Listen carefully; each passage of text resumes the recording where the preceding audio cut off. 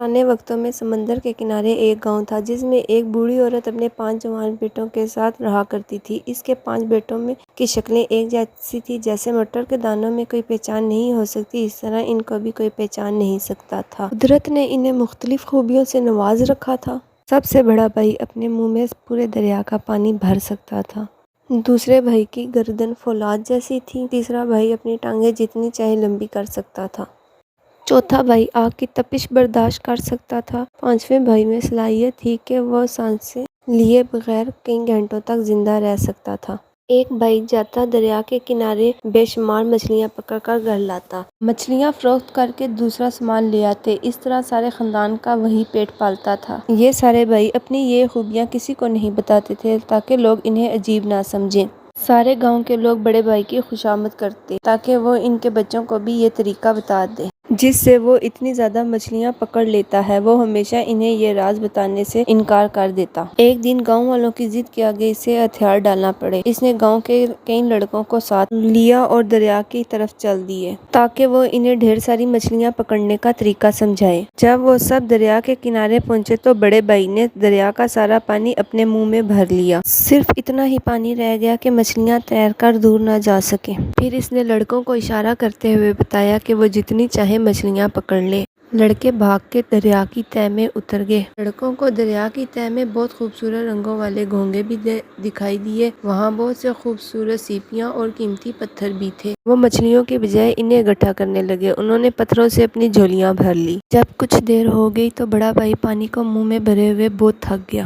وہ لڑکوں کو اشارے کرنے لگا کہ وہ جلدی سے دریا کے کنارے واپس آ جائیں، لیکن وہ تو دریا کے اس خزانے کو جمع کرنے میں اتنے مصروف تھے کہ انہوں نے بڑے بھائی کے اشاروں کی طرف توجہ ہی نہ دی اور دریا کی سطح میں آگے ہی بڑھتے چلے گئے۔ بڑا بھائی تنگ آ کر زور زور سے ہاتھ ہلانے لگا، لیکن پھر بھی گاؤں کے لڑکوں نے جان بوجھ کر اس کی طرف نہ دیکھا۔ آخر جب بڑے بھائی کو محسوس ہوا کہ وہ دریا کا پانی اپنے منہ میں نہیں سنبھال سکتا تو اس نے سارا پانی دریا میں انڈیل دیا۔ گاؤں کے سارے لڑکے اپنی لالچ کی وجہ سے دریا میں ڈوب گئے۔ جب بڑا بھائی گھر پہنچا اور ان لڑکوں کے ماں باپ نے پوچھا کہ ان کے بچوں نے کتنی مچھلیاں پکڑی ہیں اور وہ کب گھر آئیں گے، بڑا بھائی بہت افسردہ تھا۔ اس نے پڑوسیوں کو سارا واقعہ سنایا اور یقین دلانے کی کوشش کی کہ اس افسوسناک واقعے میں اس کا کوئی قصور نہیں۔ اس نے سب کو بتایا کہ کس طرح اس نے لڑکوں کی منت کی کہ وہ واپس آ جائیں، لیکن لڑکوں نے اس کا کہنا نہ مانا۔ اسے مجبوراً پانی دریا میں واپس ڈالنا پڑا۔ ویسے بھی وہ اتنا پانی کہیں اور نہیں پھینک سکتا تھا، لیکن گاؤں والے بہت غصے میں تھے۔ انہوں نے اس کی بات پر یقین نہیں کیا۔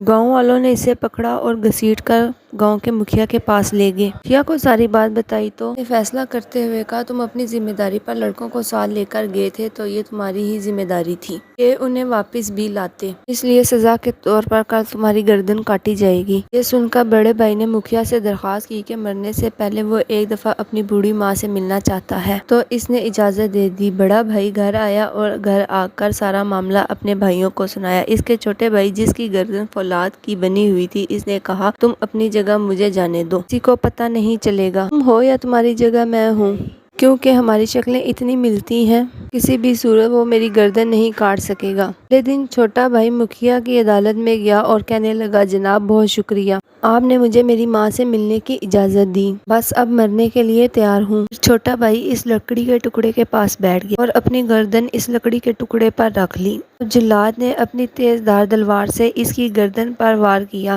لیکن تلوار اس کی گردن پر لگ کر اچٹ ہو گئی، پر کوئی اثر نہ ہوا۔ یہ دیکھ کر فوراً ایک اور تلوار منگوائی گئی جو زیادہ تیز، اور پھر ایک اور تلوار منگوائی گئی، لیکن ہر دفعہ پھر وہی ہوا جو پہلے ہو چکا تھا، کوئی تیز دھار تلوار اس کی فولادی گردن کو نقصان نہ پہنچا سکی۔ آخر جلاد اسے واپس مکھیا کے پاس لے گیا اور کہنے لگا، محترم، اس کی گردن کاٹنا ناممکن ہے کیونکہ اس کی گردن فولاد کی طرح مضبوط ہے۔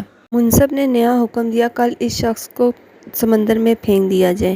یہ فیصلہ چھوٹے بھائی نے سنا۔ اس نے کہا، جناب میں آج ماں کو الوداع کر آیا تھا، لیکن کیونکہ مجھے کل سمندر میں ڈبایا جائے گا تو مجھے دوبارہ ماں کو ملنے کی اجازت دی جائے۔ مکھیا نے پھر سے اجازت دے دی۔ بھائی گھر واپس آیا۔ انہوں نے دوبارہ مشورہ کیا۔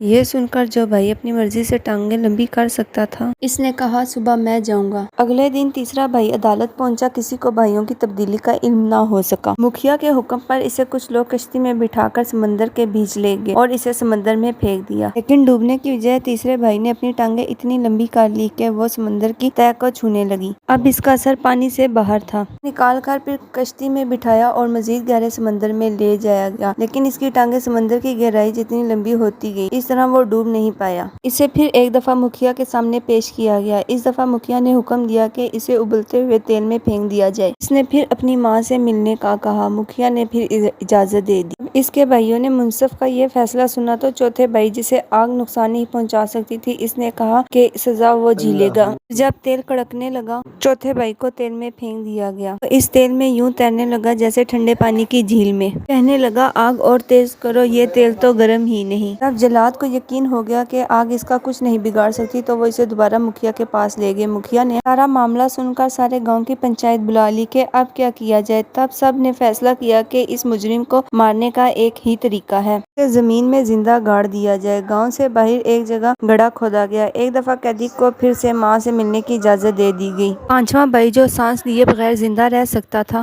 زمین میں پانچویں بھائی کو گاڑ دیا گیا، مگر اسے کوئی فرق نہ پڑا کیونکہ وہ سانس لیے بغیر زندہ رہ سکتا تھا۔ جب رات کو سارے مطمئن ہو کر اپنے گھر واپس چلے گئے تو چاروں بھائیوں نے اسے گھڑے سے نکال لیا، پھر سب اپنی ماں کے ساتھ ہنسی خوشی زندگی بسر کرنے لگے۔